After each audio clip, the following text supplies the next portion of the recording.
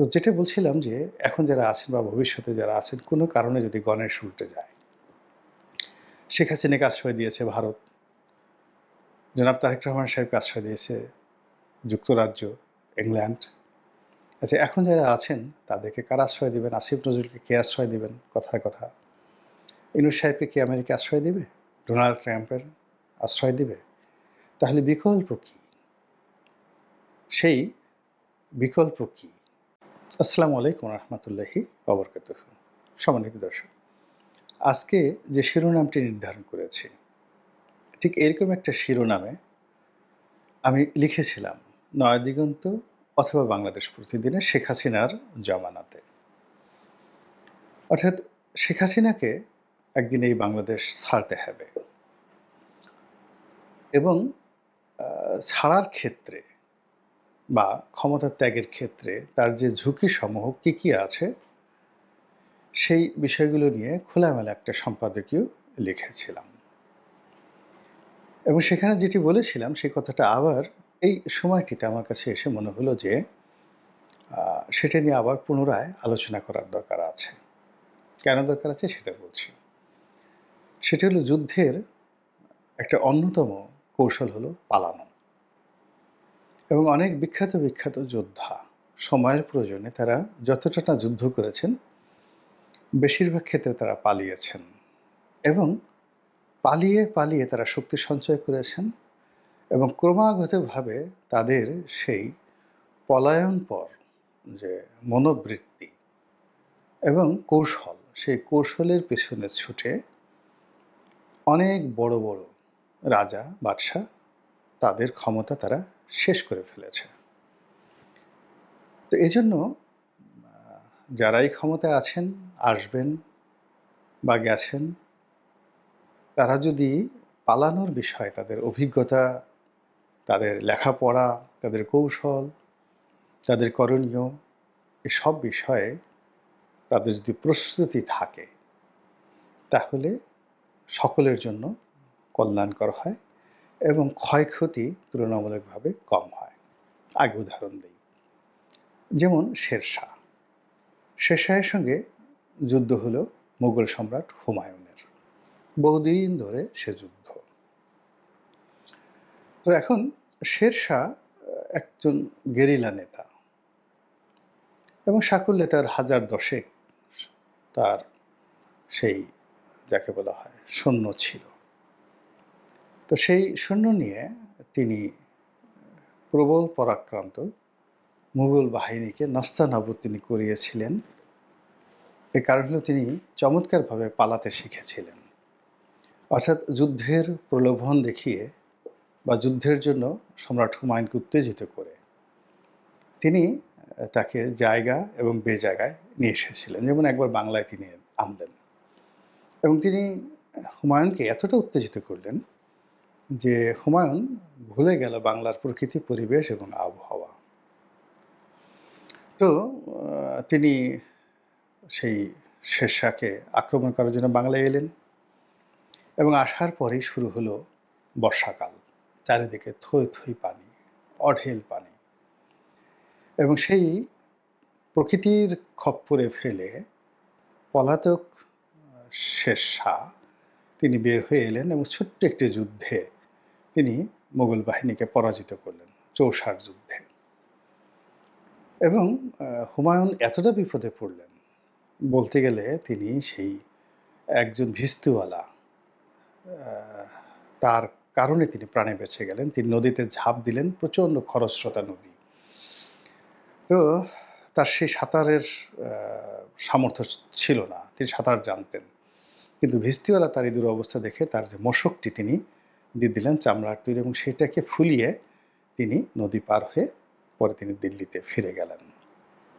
এরকম আমি অসংখ্য উদাহরণ দিতে পারি যারা কেবলই মাত্র পালিয়ে পালিয়ে শক্তি সঞ্চয় করে আবার প্রবল পরাক্রান্ত বাহিনীর সম্মুখে তারা হাজির হয়েছে।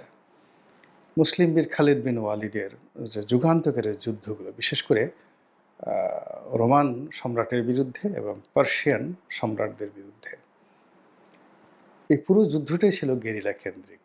তিনি চমৎকারভাবে পশ্চাৎ পসরণ করতে পেরেছেন, পালাতে পেরেছেন, আবার দ্বিগুণ গতি নিয়ে তিনি ফিরতে পেরেছেন। এমনকি তিনি যখন মুশরিক ছিলেন, তিনি এই উহুদের যুদ্ধের সে পুরো ইতিহাসটা পাল্টে দিয়েছিলেন তার এই পলায়নপর মনোভাবের জন্য। তিনি পালিয়েছিলেন, অ্যাবসলিউটলি পালিয়েছিলেন। কেউ তাকে দেখতে পায়নি। কিন্তু যখন তিনি দেখলেন মুসলিম বাহিনী একটা জায়গা সে অরক্ষিত রেখে চলে গেছে, মানে মুসলিম বাহিনী ধরে নিয়েছে যে তারা যে বিজয়ী হয়েছে, তারা গনিমত এর যে মালামাল লুট করার জন্য সবাই দৌড় দিল। এবং আল্লাহ রসুল মোহাম্মদ রসুল্লাহ সাল্লাহ সাল্লাম বারবার সতর্ক করেছিলেন এবং তিনি বেশ কয়েকজনকে ওই পাহাড়ের উপত্যকাটিকে পাহারা দেওয়ার জন্য সেখানে নিয়োগ করেছিলেন। তারাও দৌড় দিল। আর সেই জায়গাটা অরক্ষিত দেখে খালিদ বিন ওয়ালিদ অল্প কয়েকজন সৈন্য নিয়ে পেছন দিক থেকে মুসলিম বাহিনীর উপর ঝাঁপিয়ে পড়ল। ফলে কি হলো, পুরো উহুদের যুদ্ধ উল্টে গেল এবং প্রায় ৭০ জন সাহাবী সেই যুদ্ধে শাহাদাত বরণ করলেন এবং আল্লাহ রাসূল সেখানে মারাত্মকভাবে আহত হলেন, সীমাহীনভাবে আহত হলেন আর কি। যাই হোক, তো এই যেটা বলছিলাম যে আপনাকে পালাতে জানতে হবে। যেমন শেখ হাসিনা, তিনি আমার সেই লেখাটা পড়েছিলেন কিনা আমি বলতে পারবো না। আমি সেখানে তাকে বলেছিলাম যে আপনি যা কিছুই করেন না কেন, সবার আগে আপনাকে চিন্তা করতে হবে যে গণেশ যে কোনো সময় উল্টে যেতে পারে এবং গণেশ উল্টালে আপনি যেন কোথাও যেতে পারেন, দেশের ভিতরে থাকতে পারবেন না, বাইরে কোথাও যেতে পারেন, সেই জায়গাটা আপনি ঠিক রাখেন। তো এখন চিন্তা করুন যে তার যদি ভারতের সঙ্গে কৌশলগত বন্ধুত্ব না থাকতো এবং তিনি যদি ভারতে যেতে না পারতেন, এই মুহূর্তে আওয়ামী লীগের যারা নেতাকর্মী একবার চিন্তা করেন তো সেই আগস্ট মাসের ৫ তারিখে ৬ তারিখে কী হতো। এবং ওই সময়টাতে জনস্রোত এতটা বিক্ষুব্ধ ছিল, তাকে যদি ক্যান্টনমেন্টের মধ্যে আশ্রয় দেওয়া হতো, জনগণ কী আচরণ করতো আমরা সেটা বলতে পারি না। তো কাজেই তিনি যা কিছুই করেছেন সবসময়টিতেই তিনি কিন্তু পালানোর জন্য সবসময় একটা বিকল্প পথ তিনি খোলা রেখেছেন। এই অর্থ পাচার থেকে শুরু করে সকল কিছু তিনি সেভাবে করেছেন। আমাকে একটা একান্ত আলাপ আলোচনায় তিনি বলেছিলেন একবার, আমরা ২০-২৫ জন ঠিক এটা ২০০২-৩ সনে তার সঙ্গে দেখা করতে এলাম। তো আমরা বিক্ষুব্ধ ছিলাম যে কোনো একটা বিষয়ে এবং আমাদের অনেক অভিযোগ ছিল।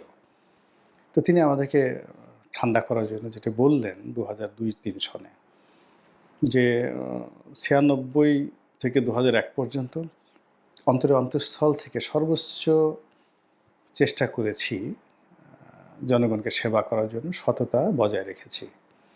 কিন্তু এদেশে সততার কোনো মূল্য নেই। ক্ষমতা হারানোর পর ২০০১ সনের দিকে সামান্য কিছু টাকার জন্য একটা রাজনৈতিক প্রোগ্রাম করতে পারিনি। একটা বিদেশের টিকিট কেটে যাব সে অবস্থাও ছিল না, সংসার চালানোর অবস্থাও ছিল না। এবং এটা যারা আওয়ামী লীগ করেন, ২০০১ সনের আওয়ামী লীগের যে অর্থনৈতিক অবস্থা, এটা ওই সময় যারা দেখেছেন তারা ছাড়া কল্পনা করতে পারবেন না। এখন যারা হাজার কোটি টাকার মালিক বলেন বা বড় বড় কথাবার্তা বলেন, অনেকের মানে কি বলবো ২০০১ সনে মন্ত্রীগিরি করেছেন কিন্তু খিলগাঁয়ে ভাড়া বাসায় থাকতেন। তারপরে মন্ত্রিত্ব চলে যাওয়ার পরে বাসা ভাড়া দিতে না পারার কারণে তাদের বাসা থেকে নামিয়ে দেওয়া হয়। যেরকম ঘটনা কিন্তু ঘটেছে, এইরকম সততাও আওয়ামী লীগ দেখিয়েছে। কিন্তু শেখ হাসিনার বক্তব্য অনুযায়ী যে এটার কোনো প্রতিদান পায়নি, বরং তিনি সেই ২০০১ সনে বিএনপির যে রমরমা অবস্থা, টাকা পয়সা সব কিছু দেখে তিনি ঈর্ষান্বিত হয়েছিলেন ২০০২ সনে।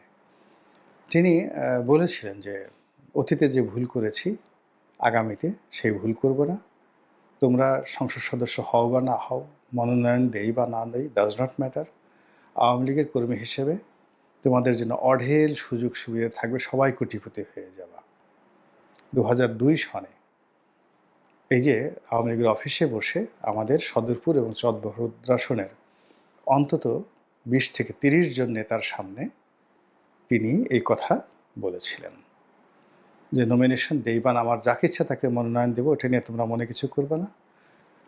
আমি কাজ করছি দলকে ক্ষমতায় নেওয়ার জন্য এবং দল ক্ষমতায় এলে আমি এমন কিছু করব যেন তোমরা সবাই অর্থনৈতিকভাবে সচ্ছল হতে পারে, কোটিপতি হতে পারে এবং তিনি সেই কাজটি করেছেন ম্যাটিকুলাসলি। এবং এখন দেখেন যে আওয়ামী লীগের অন্ততপক্ষে যারা পলাতক শীর্ষ যারা নেতৃবৃন্দ রয়েছেন তাদের সংখ্যা ৫ লাখ, ১০ লাখ, ২০ লাখ বা আরও বেশি। তাদের হাজারো সমস্যা আছে, জেলখানাতে গেছে, কেউ ধরা পড়েছে, কেউ পালিয়ে আছে, কিন্তু অর্থনৈতিক সমস্যা নেই। ২ নম্বর হলো তাদের হাতে ব্যবসা বাণিজ্য টাকা পয়সা এমন পর্যায়ে আছে তারা ইচ্ছা করলে ওখান থেকে যে কোনো জিনিস তারা ঘটাতে পারে, পলানো অবস্থায় তারা যে কোনো গেরিলা আক্রমণ চালাতে পারে। তো কাজেই এই যে আওয়ামী লীগ যে শিক্ষাটা নিয়েছে ২০০২ সনে, আবার তারা যেটা ২০০৮ থেকে শুরু করে একেবারে ২৪ পর্যন্ত যেটা প্র্যাকটিস করেছে, এটি বর্তমানে যারা আছেন তারা কিভাবে এটাকে নিয়ে চিন্তা করছেন, কিংবা আগামীতে যারা আসবেন তারা কিভাবে চিন্তা করছেন, কিভাবে তারা পালাবেন। ধরুন বাংলাদেশ যখন খুব বিপত্তিকর অবস্থায় পড়ল বিএনপি, তখন তো তারেক রহমান সাহেব যদি ইংল্যান্ডে না যেতেন, তার যদি সেই ধরনের রিলেশন না থাকতো, কিংবা পাকিস্তানের নওয়াজ শরীফকে যদি সংযুক্ত আরব আমিরাত কিংবা সৌদি আরব তাদেরকে আশ্রয় না দিত, বেনজির ভুট্টোকে যদি আশ্রয় না দিত দুবাই, তাহলে আজকের যে রাজনীতি, তাদের ফিরে আসা, এই যে এখন শাহবাজ শরীফ, বিলাল ভুট্টোর যে রাজনৈতিক বন্ধুত্ব, এটিতে তারা প্রাণেই বেঁচে থাকতেন না। তো এই কাজ করার জন্য কি হলো দেখুন, এই যে মিস্টার 10% আসিফ আলী জারদারি বলা হতো, অনেক টাকা পয়সা চুরি করেছেন, থিপ অফ বাগদাদ বলে তাকে ঘৃণা করা হতো, কিন্তু দেখেন তারাই কিন্তু এখন পাকিস্তানের শাসন চালাচ্ছেন। তো রাজনীতিতে আমরা অনেক নীতি কথা বলতে পারি, এগুলো বই পুস্তকে লেখা থাকে, অনেক দার্শনিক বক্তব্যে সেগুলো স্থান পায়, কিন্তু যারা রাজনীতি করেন পাকা পলিটিশিয়ান, ঝানু পলিটিশিয়ান সবাই আওরঙ্গজেব নন। তাদেরকে চাণক্য নীতি অনুসরণ করতে হয়, তাদেরকে শের শাহের নীতি অবলম্বন করতে হয়, তাদেরকে আরও অনেক জটিল কুটিল বিষয় মাথায় রাখতে হয়, এবং সেটা যদি না রাখেন তাহলে তারা নিজেরা যেভাবে বিপদে পড়েন, আগামীতে সেভাবে তারা পুরো দেশ এবং জাতিকে বিপদে ফেলে দেন। তো যেটা বলছিলাম যে এখন যারা আছেন বা ভবিষ্যতে যারা আছেন, কোনো কারণে যদি গণেশ উল্টে যায়, শেখ হাসিনাকে আশ্রয় দিয়েছে ভারত, জনাব তারেক রহমান সাহেবকে আশ্রয় দিয়েছে যুক্তরাজ্য, ইংল্যান্ড। আচ্ছা, এখন যারা আছেন তাদেরকে কারা আশ্রয় দেবেন? আসিফ নজরুলকে কে আশ্রয় দেবেন? কথার কথা। ইউনূস সাহেবকে কি আমেরিকা আশ্রয় দেবে? ডোনাল্ড ট্রাম্পের আশ্রয় দেবে? তাহলে বিকল্প কী?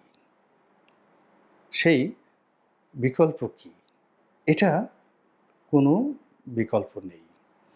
মানে আপনি যখনই রাজনীতির একটা অঙ্গনে ঢুকে পড়বেন, প্রথমত আপনাকে ধরে নিতে হবে যে এটা ওয়ান ওয়ে ট্রাফিক। এখানে যেহেতু আপনি একবার ঢুকেছেন, এখান থেকে আর আপনি ফেরত যেতে পারবেন না। ২ নম্বর হলো যে আমাদের দেশে যে তত্ত্বাবধায়ক সরকারের যে থিওরিটি এসেছে, এটি ২ বার শুধু ভালো মতো কাজ করেছে। জাস্টিস শাহাবুদ্দিন এবং বিচারপতি হাবিবুর রহমান সাহেবের সময়টিতে। কিন্তু লতিফুর রহমান সাহেব থেকেই শুরু হয়েছে এটার অধঃপতন। এবং এই সময়টিতে দেখুন যারা এই 111 থেকে শুরু করে বিভিন্ন সময়টিতে শাসনকর্মের সাথে সংযুক্ত হয়েছেন অরাজনৈতিক ব্যক্তিত্ব, তারা সবাই কিন্তু দেশ ছাড়া হয়েছেন, বিপদ এবং বিপত্তিতে পড়েছেন, এবং এ সমাজ তাদেরকে আর কখনোই গ্রহণ করেনি, কখনো গ্রহণ করেনি। এবং বিশেষ করে যারা পেশাজীবী, সাংবাদিক, চিকিৎসক, তারপরে ব্যবসায়ী, এরা যখন রাজনীতিতে আসেন, রাজনীতির সিন্ডিকেশনে চলে আসেন, আলটিমেটলি তারা কিন্তু ব্যবসা বাণিজ্য দেউলিয়া হয়ে যায়। আপনি আওয়ামী লীগ জমানাতে চিন্তা করেন, এস আলমের এই চুরিচামারির দরকার ছিল না। সে আওয়ামী লীগের আসার আগে বেশ ভালো ব্যবসা করতো এবং জেনুইনলি তার অনেক টাকা পয়সা ছিল। কিন্তু যেই মুহূর্তে এই সিন্ডিকেটের মধ্যে তিনি পড়ে গেলেন, তার সব কিছু কিন্তু গেছে। এই যে বাংলাদেশি ইউনাইটেড গ্রুপ বিভিন্ন সময় আওয়ামী লীগের দালালি করার চেষ্টা করেছে, বিএনপির দালালি করার চেষ্টা করেছে। দেখেন তারা কিন্তু জেনুইন ব্যবসায়ী এবং ইউনিক ব্যবসায়ী, কিন্তু তাদের যে মিস্টার রাজা, তিনি এখন গ্রেপ্তারি পরোয়ানা নিয়ে তারপরে ঘোরাফেরা করছেন। এরকম হামিম গ্রুপের একে আজাদ সাহেব জেনুইন ব্যবসায়ী, বড় ব্যবসায়ী, সফল ব্যবসায়ী, কিন্তু রাজনীতিতে ঢোকার আগ্রহ, খায়েশ, মন্ত্রী এমপি হওয়ার খায়েশ, এগুলোতে করে আওয়ামী লীগ জমানাতে নিষ্পেষিত হয়েছেন শেষের দিকে। আর এখন তো সর্বপক্ষের অবিশ্বাস এবং অনাস্থার জায়গায় পৌঁছেছেন। এবং এখানে সবচেয়ে বড় ব্যাপার হলো রাজনীতিবিদরা যেভাবে তাদের কোনো বাইন্ডিংস থাকে না, তারা খুব সহজে পালিয়ে যেতে পারে, বিকজ টিপিক্যাল যারা পলিটিশিয়ান তাদের মিল কারখানা, বাড়ি গাড়ি, ব্যবসা বাণিজ্য কিছুই থাকে না। কিন্তু আপনার যদি অবৈধ অর্থ না থাকে, আবার আপনার যদি খুব বড় ব্যবসা বাণিজ্য থাকে, ব্যাংক লোন থাকে, আত্মীয় স্বজন থাকে, আপনি কোথায় পালাবেন, কিভাবে পালাবেন, কি করবেন? এই জিনিসগুলো মানে রাজনীতিতে আসার আগে, দীর্ঘমেয়াদে জড়ানোর আগে এই বিষয়গুলো নিয়ে যারা একেবারে ম্যাটিকুলাসলি ভালো চিন্তা ভাবনা করতে পারেন, আলটিমেটলি তারা শেষ পর্যন্ত বিরূপ পরিস্থিতিতেও প্রাণে বেঁচে থাকতে পারেন। অন্যথায় আল্লাহ জানে, তওবা তওবা আস্তাগফিরুল্লাহ। আল্লাহ আমাদের সবাইকে হেদায়েত দান করুন এবং হেফাজত করুন। আসসালামু আলাইকুম রহমতুল্লাহ।